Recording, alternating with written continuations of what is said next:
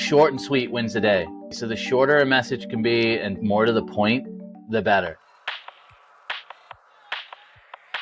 All right, everyone, welcome back to the Ramped podcast. Today we have a guest that we have been following from afar with a massive LinkedIn following. It's Joel Lalgee. Joel, how you doing?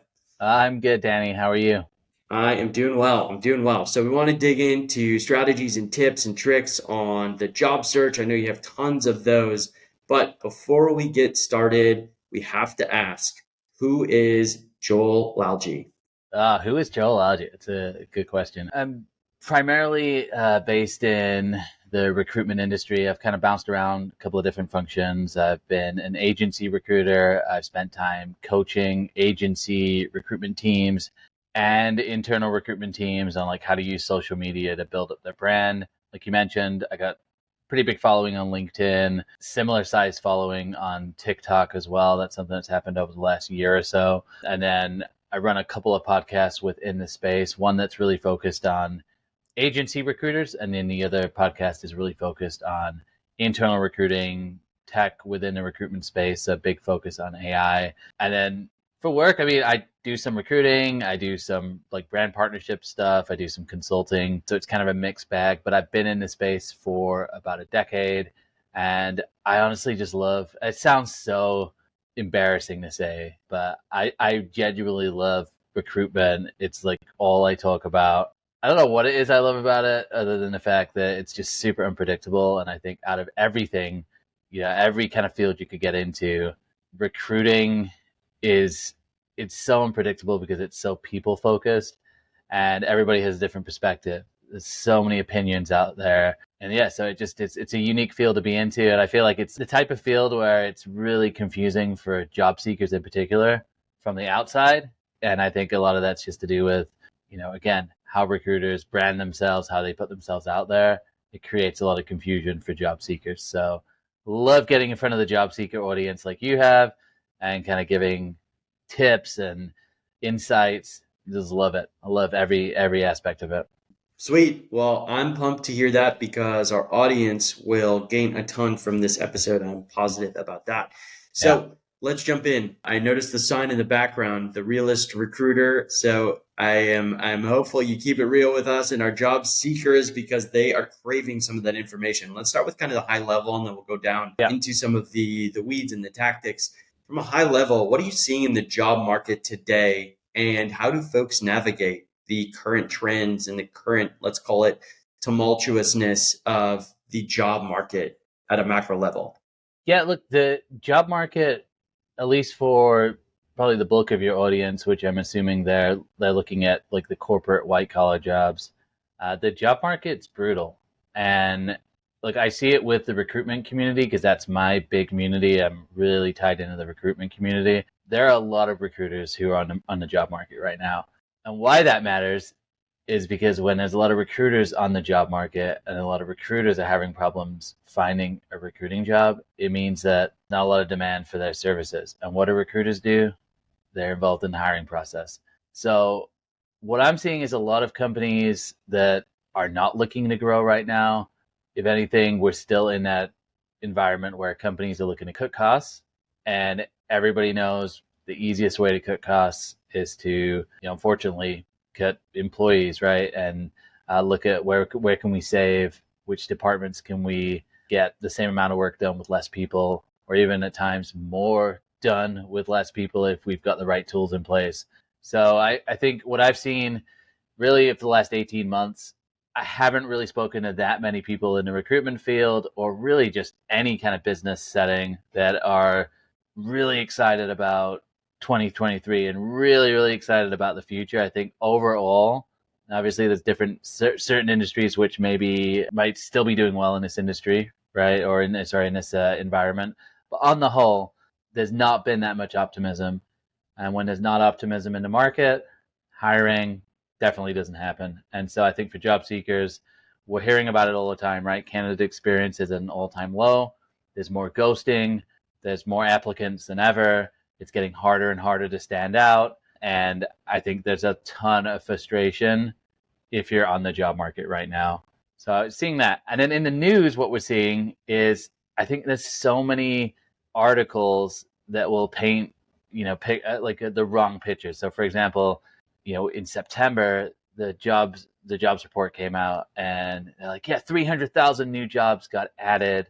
But when you break down and you actually look at what jobs got added, only 23,000 of those jobs were like what you would consider white collar corporate jobs, which is not a lot of job growth. In fact, most of the jobs that got added were part-time jobs or hospitality jobs. They're actually people getting second jobs because they're trying to pay their bills.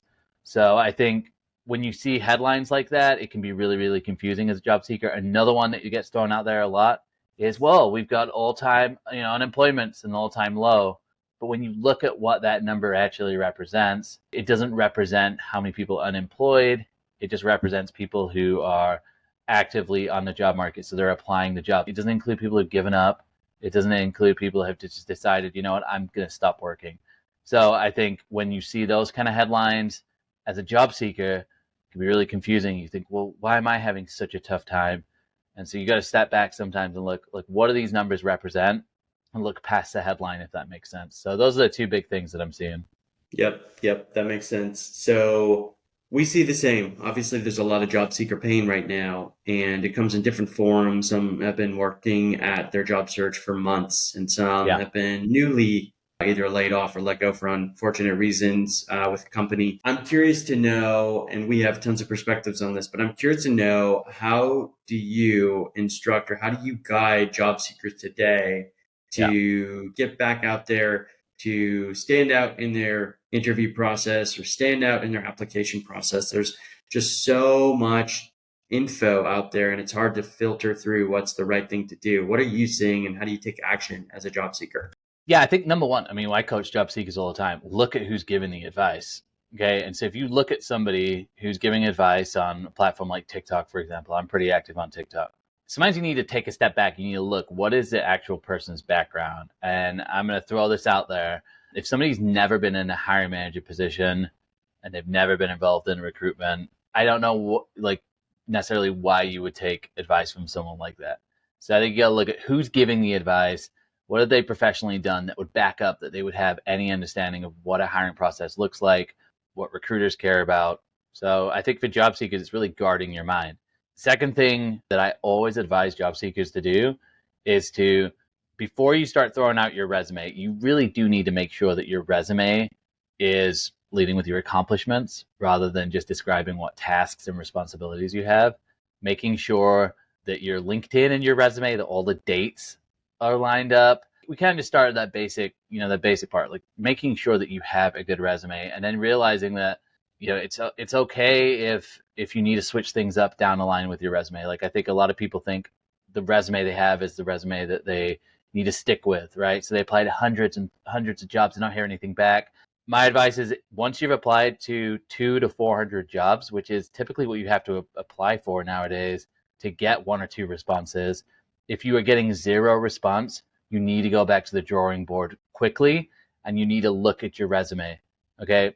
So I think you got the resume side. And then the third piece of it is, a lot of people are really unclear what type of job they're even looking for and how qualified they are. So I think you need to be really clear exactly what you're looking for, and then look at, based on your background and based on what you've accomplished, take a hard look and go, am I actually qualified for this position at least 60 to 80%? Because if you're not right now in this market, this is not the 2021 market where you could get away with being less qualified because companies were really struggling to find people. 2023, there's a lot of really talented people in the market. Okay. So, you've got to make sure you're just applying to the right jobs. Otherwise, you're literally wasting your time. So those are kind of the big three, at least on like the resume and the LinkedIn side. Next thing you got to do is you really got to look at your network, right? Like, who do you know? And networking, I think, gets thrown out there a lot, and people have a lot of different ideas of what networking really is. I'm not talking about networking like just DMing random people on LinkedIn. That's not networking. I don't know what that is, but that's not networking. It's looking at, who do I know that can vouch for my character, that's working at companies that I'm looking to get into, and can I leverage introductions into the positions that they have posted? Now, this doesn't guarantee a job. Again, I've heard TikTok gurus and, LinkedIn gurus even saying things like, yeah, if you get a referral, it's an automatic in at the company. I'm like, no, it's not an automatically in. It's probably a stronger chance of getting an interview, but that's it, right? Because you can get an interview. It's not a guarantee of the job. So look at your network. And again, what's your network? Okay, people you've worked with in the past, for sure. But then, getting even a pass from professional, who your family, your friends, people that you know that will vouch for your character that are working at companies that you're looking to get into. So really taking a hard look at your network. And then kind of the third piece of networking, the second piece of networking is looking at what are the professional groups you're a part of. There's so many Slack and Discord channels right now that are geared towards marketing or sales or in tech. Like, are you going to those online meetups? Are you going and joining those online communities? And now there's a big push with like just in-person events. And so I think you're doing yourself a disservice if you're not going to in-person events to meet people. And so I think the modern day job search it's digital, it's relationship, and then it's kind of a mix of both, right? As well as, so there's a lot of prong. I think if you're just applying the jobs, you're missing out on a couple of really key areas to tap into. Yeah, this is super tactical. Great advice, Joel. I love how you brought it kind of real for everybody too in 2023. We're seeing similar, right? We're seeing tons of folks who, let's say, haven't been on the job market for 15 years for real. And they don't know the tactics that can bring them up to speed on what folks are doing today. And to kind of summarize, just listed a bunch of really, really good things to do. I feel like the word that I use or that I see reveal itself when people are having success is tenacity. So it's not just enough to update your resume, and it's not just enough to send LinkedIn messages to folks who are potentially recruiters or hiring managers after you've applied. And it's even not enough, it sounds like, to go tap your network and figure out who folks are connected to. You actually have to do this in aggregate. You have to do all of them all the time for every job you apply to, and you have to go the extra mile with some of these in-person events potentially. So it's a lot, and it's hard. Right, it's really hard. You have to equate it to what I was recruiting in 2021. I was actually recruiting recruiters, and recruiting recruiters in 21 was hard work. You could not just send a DM to a recruiter and get them interested in your role. Like, you had to be persistent. And I think that tenacity that like you're describing is 100% right. And it's hard work right now. And I know this isn't what people want to hear, but you need to hear it. Like, sitting back and relaxing is not the strategy. You have to be really proactive, because it's just really competitive right now, right in this moment in time.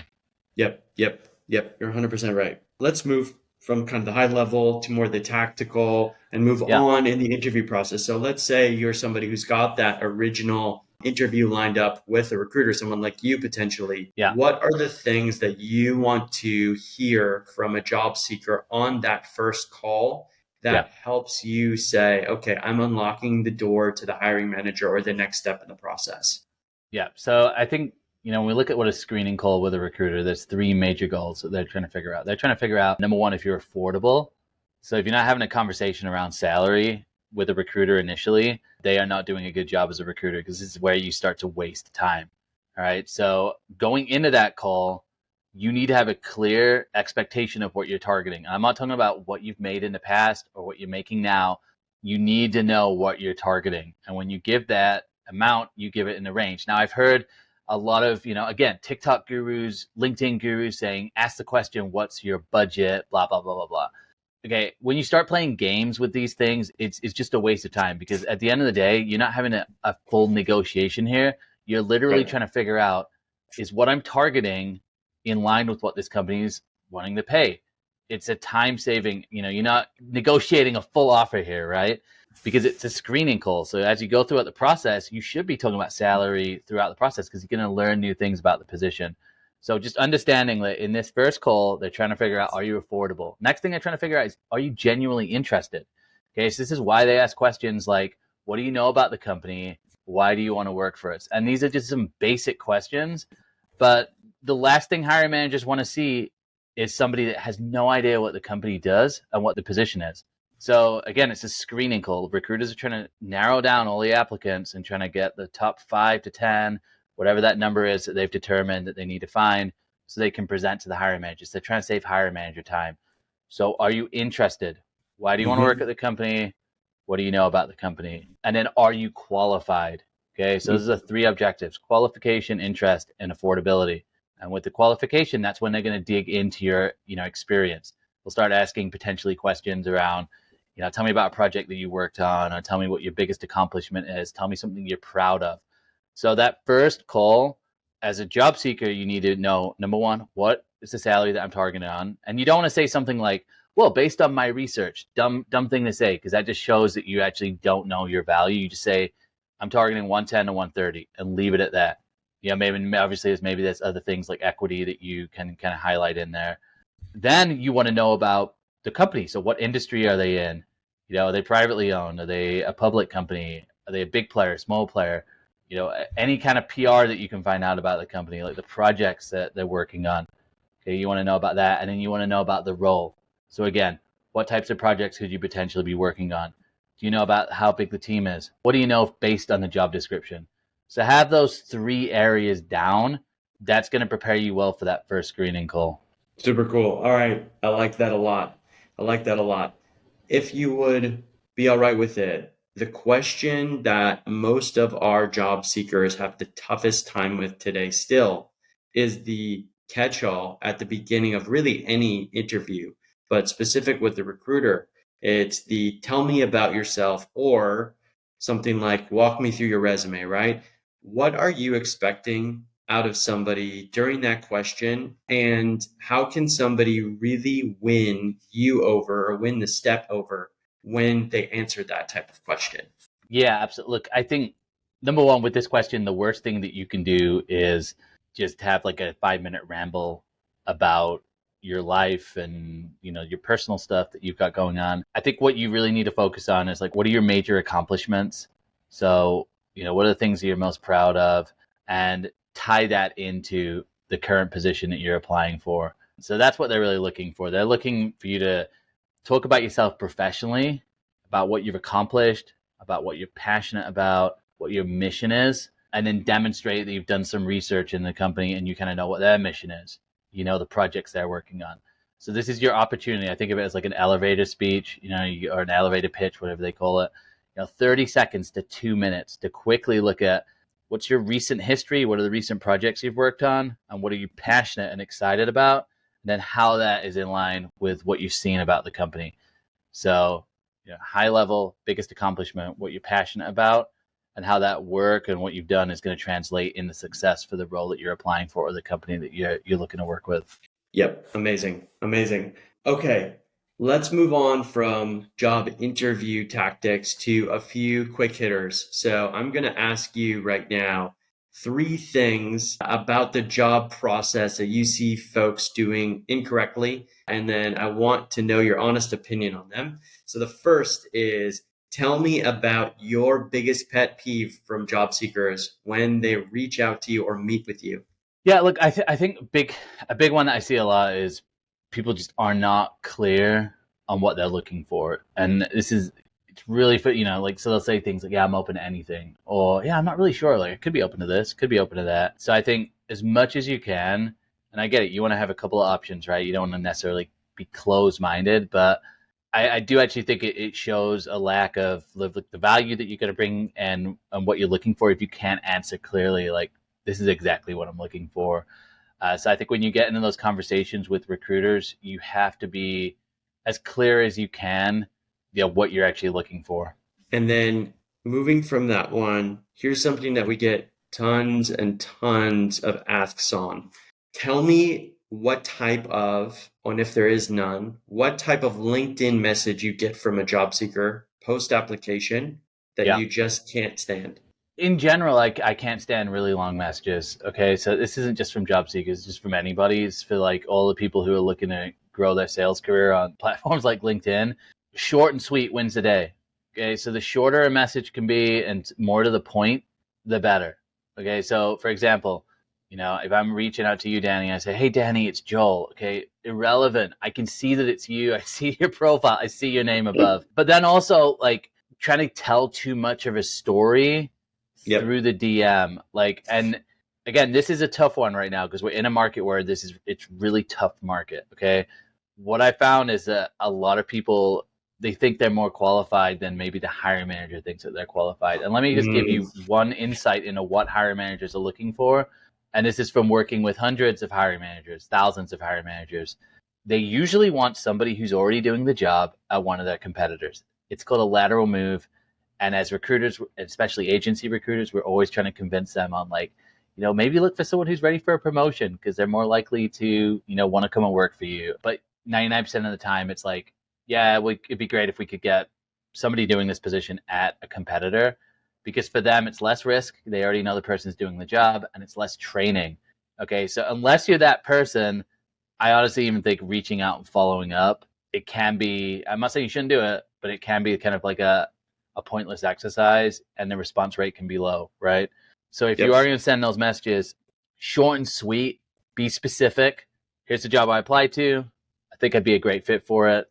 And then the last piece is you got to be persistent, guys. Like I do business development on LinkedIn, and I get an 80% response rate from my third message, because if you know anything about LinkedIn in particular, the inbox sucks, and it literally prioritizes it by the last message the person was sent. So if you send a message to someone at 8 a.m., and let's say they don't check their LinkedIn every day, they check it every 3 days. And the next time they check it, you send a Monday morning, 8 a.m., and they check it Wednesday night, chances are they've got 10 other DMs above you. So you've got to follow up. And I recommend, great tip from a really good friend of mine who's also on LinkedIn. He's got a great podcast, a guy called Adam Posner. He says it's being persistent, patient, and polite. But you have to be persistent. Obviously, you got to be patient. So you can't just like 3 DMs in a day. And then being polite, like don't use a tone, like don't look, irritated. Say something like, I know you're busy. I'm not expecting a response, but follow up, put that work in. Yep. Amazing. Okay. Last one before we move to our final question. The last one for you is, what is the one thing that you see many, most, or even all job seekers do that they should scrap from their playbook entirely? One thing I see almost all job seekers do that they should scrap. That's a tough one. I think in this market, I want to be careful with this because I think there's a lot of people who actually do a lot of right things and still don't get the job. If one thing, I think potentially just not applying to enough jobs right now. Like I think people are actually underestimating how many jobs you need to apply to. So for example, I just met with someone and she was like, yeah, I applied for 35 jobs. I'm like, look, I talked to a lot of people who are using like AI tools to auto apply, for example, and their statistics are like, it's 1% of jobs you're getting a response from. So I think people are really underestimating, how many jobs you need to apply to, and then also just underestimating how much work, like we've talked about this whole podcast, like it's a lot of work right now. So I think sometimes people are going in thinking it's going to be an easy road, and they're just underestimating how much work you actually need to do. I wish I would have some other kind of common ones I get. I mean, I think the reaching out to a recruiter one could be there as well, or just reaching out to the wrong recruiters, or like, just reaching out to recruiters and saying, here's my resume, like find me a job, or like even thinking that, I talked about it before earlier on in the podcast, like a big misconception that people have is like recruiters' jobs are to help you find a job. It's just not the case. Like a recruiter is compensated by companies to find people for their open roles. And so sometimes it can feel like a recruiter's helping you out, but they're not helping you out. What they're doing is they understand that you're qualified for the role they're working on, and then they get like preparing with you or helping you with interview prep and those types of things. But it's because you're qualified for the position they're recruiting on. So possibly a big mistake that I see is just not understanding really what a recruiter's role is. Yep. Amazing. Really good advice. I feel like I could chat with you for an entire day. You're such a wealth of knowledge. We do have to move towards the finish of the episode, though. I know our audience is going to absolutely love it, but let's chat through the one question we have that we've asked all our guests, all 4 seasons of the Ramp podcast. If you could go back in time, Joel, now that you have the benefit of hindsight, what advice would you give yourself as you were entering into your career? Yeah, look, I stayed at my first job way too long. And I think there's one thing that I've realized now, and granted, like, look, my first years in my 20s, like I partied a lot, right? Like I didn't really get serious about my career until like late 20s. I took advantage of going to festivals and partying big time. But with that, like I took a job right out of college, and it was a similar time to now. It was 2011. It was a tough job market. And then I ended up working that job for 5 years. And it was like like a banking retail sales job. And it paid the bills and it paid enough for me to do things. But I also didn't love the job. And I listened to some advice where someone had told me like, hey, you got to stick at your job for, 3 to 5 years. And I think like looking back, a lot of the rules that people construct are just nonsense. And the reality is you got to take the right opportunities when you have them. You can't be like loyal to companies and think that they're going to be loyal to you. And career paths just they could look really different. Like I'm a solopreneur now. Like I've monetized my audience on social media. 10 years ago, I would have never thought I would be able to do that. And so I've just realized, even in doing that, like there's just very little actual rules, and you actually can kind of make rules up as you go along in your career.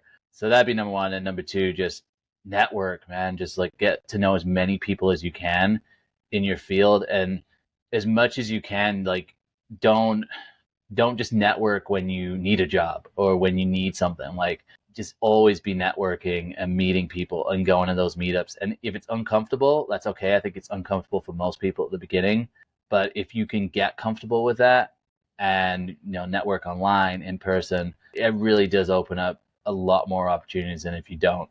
Yep, great advice. Great advice. Yeah, those old sayings that you probably heard from, I definitely heard Yes. from my parents or from those who, were in the workplace 10, 15 years before me and started a little bit earlier, like, stick with your job, take any job that you can, Yeah. work yourself to the bone, work late hours, that applies in many circumstances and in the right circumstance. And it sounds like you found something where you feel like, you probably work really, really hard, but it's rewarding and it's something that you love to do.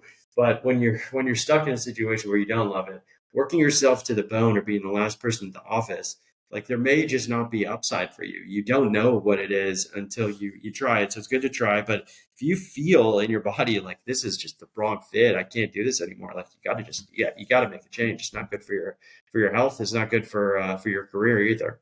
100%. Yeah, you got to ask what's your priorities, like, and I think it's another big one. Like, society will like tell you what your priorities are, and like the biggest one for me right now is like I got 2 young kids. I got another one on the way, and I want to have as many kids as I can. I mean, that's my it's probably not a popular opinion these days to think like that, but I've also realized I am willing to make certain sacrifices even with my career because I value time with my young kids. And I've realized that when I look back on my life, I do not think I'm going to go, I wish I could spend less time with my kids and more time on my career. And that's not a personal thing, but I think when you know actually what your priorities are as a person, it can help you then guide and help you make the right choices that are right for you. So Yeah, amazing. Well, great place to leave it. I know the struggles too with kids. I got 2 young ones of my own. how old are they? 4 and 2, 4 and 2. How about Oh, I yours? love it. Yeah, four and two, the exact same. And Amazing. then Yeah, one we're due in in eight it. weeks. Yeah, Oh you. my God! Congrats. That's so cool. Yeah, thanks, man. Great. Well, Uh, always love connecting with fellow parents. So yeah, it's they don't. There's no playbook for this one. I know people tell you like what to expect, but my Lord, once you get in it, there's just everything goes out the window. I love it. Well, Joel, it was great catching up with you. Where can folks find you? Yeah, look, if you just Google Joel Lalgee, I'm the only Joel Lalgee in the world. So that will pull up my TikTok, my LinkedIn, my Twitter, my Instagram, Snapchat. You can go pull up my YouTube. What I'd say is if you're looking for more like job seeker content, TikTok is a place to be. If you're Mm, more interested in like recruitment and marketing and branding, LinkedIn is a place to find me. And then if you just want to hear like random funny stuff, Twitter and X, that's kind of what I use that for. sweet. All right. Well, everyone, Joel dropped a ton of knowledge on us. He is very accessible on socials, and we hope to have him back one day on the Rent podcast. Joel, thank you for the great Thanks, conversation. Danny. Yeah, appreciate it. Great to be here.